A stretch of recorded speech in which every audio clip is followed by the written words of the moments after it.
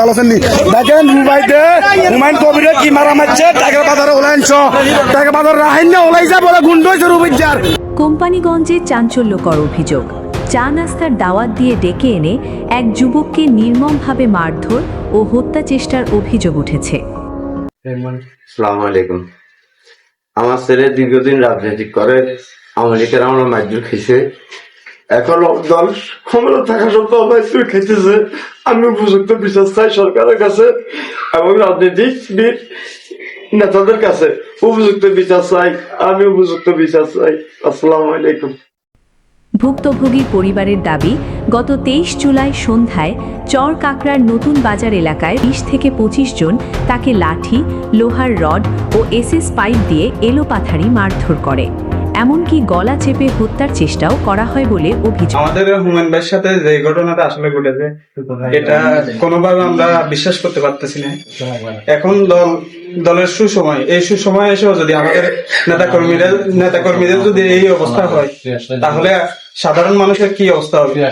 বাবা মোহাম্মদ ইরফান কোম্পানিগঞ্জ থানায় লিখিত অভিযোগ দায়ের করেছেন। অভিযোগে ইমরান হোসেন রুবায়েত, রায়হান, জামশেদ সহ 20 জনের বিরুদ্ধে অভিযুক্ত করা হয়েছে।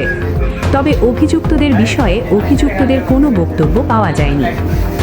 গতকালকে চরকাকড়া ইউনিয়ন ছাত্র দলের সদ্য বিদায়ী আমাদের যুগ্ম আহ্বায়ক হুমায়ুন কবির সাবেক বর্তমান ছাত্র নেতা, উনি দলের দুঃসময় থেকে আমাদের সাথে আমরা একসাথে যুগপৎ আন্দোলনে, স্বৈরাচার পতনের আন্দোলনে একসাথে আমরা কাজ করতাম। শুরু থেকে আমাদের রাজনীতি যেভাবে একসাথে পথ চলা, এখনো সেটা অব্যাহত আছে। এখন আমাদের দীর্ঘদিন ধরে রাজনৈতিক নেতৃবৃন্দ আওয়ামী লীগের নির্যাতনের শিকার হয়েছেন।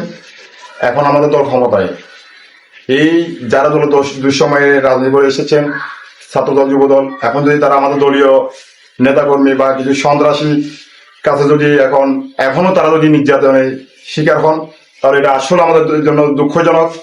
আমি বলতে চাই, আমাদের নোয়াখালী 5 আসনের মাননীয় সংসদ সদস্য এবং আমাদের জেলা ছাত্র দলের দায়িত্বশীল নেতৃবৃন্দ এবং কোম্পানি উপজেলা ছাত্র দলের দায়িত্বশীল নেতৃবৃন্দ যারা আছেন, আপনারা এটা সুস্থ তদন্ত করে এই দুঃসময়ে ছাত্র নেতার উপর যে নির্মম নির্যাতনের শিকার হয়েছেন উনি, আপনারা এটা সুস্থ একটা তদন্তের মাধ্যমে সাংগঠনিক ব্যবস্থা নেবেন। আমি আপনাদের কাছে ছাত্র দলের একজন ক্ষুদ্র কর্মী হিসেবে এতটুকু প্রত্যাশা করি। আসসালামু আলাইকুম। পুলিশ জানিয়েছে, অভিযোগটি তদন্ত করে আইনগত ব্যবস্থা নেওয়া হবে। সংবাদ শেষ করছি। এলকে টিভি, ঢাকা। আপনারা দেখছেন জাতীয় দৈনিক লাখো কণ্ঠ।